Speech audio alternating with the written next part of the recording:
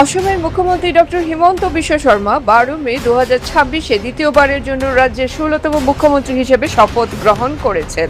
তার নেতৃত্বাধীন নতুন মন্ত্রিসভায় 4 জন যথাক্রমে ভারতীয় জনতা পার্টি, অসম গণ পরিষদ ও বড়োল্যান্ড পিপলস ফ্রন্ট থেকে মন্ত্রী রয়েছেন। নতুন মন্ত্রীরা হলেন রামেশ্বর তেলি ক্যাবিনেট মন্ত্রী, অতুল বরা ক্যাবিনেট মন্ত্রী, চরণ বড়ো ক্যাবিনেট মন্ত্রী ও অজন্তা নেওগ ক্যাবিনেট মন্ত্রী।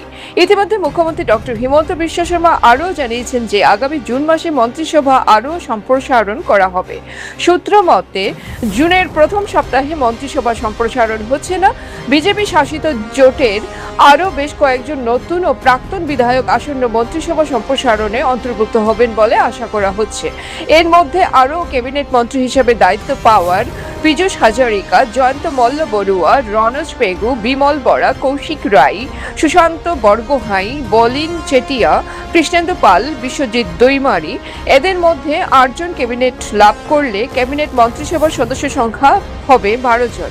সেই সঙ্গে মুখ্যমন্ত্রী ডক্টর হিমন্ত বিশ্ব শর্মা এবং বিধানসভার স্পিকার রঞ্জিত কুমার দাস রয়েছেন। তাই ক্যাবিনেট মন্ত্রিসভার পর প্রতিমন্ত্রী হিসেবে আরও 7 জন নিযুক্তির সম্ভাবনা রয়েছে। তবে এবার মুখ্যমন্ত্রী ডক্টর হিমন্ত বিশ্ব শর্মা এবং স্বরাষ্ট্র মন্ত্রী অমিত শাহ সহ প্রধানমন্ত্রী নরেন্দ্র মোদী মন্ত্রিসভা সংকোচনের ওপর জোর দিয়েছেন। উল্লেখ্য যে বরাক উপত্যকা থেকে বেশ কয়েকজন নতুন মুখের মন্ত্রীর দাবি উত্থাপন হয়েছে। তবে জুন মাসের মন্ত্রিসভায় কৌশিক রায় ও কৃষ্ণেন্দু পালই থাকবেন। নতুন মুখ অর্থাৎ ডক্টর রাজদীপ রায়, কমলাক্ষ দে পুরকায়স্থ, কিশোর নাথ প্রমুখে পরবর্তী সময়ে নেওয়ার সম্ভাবনা রয়েছে। এখন বরাক থেকে 2 জন মন্ত্রী থাকবেন বলে সূত্রে জানা গেছে।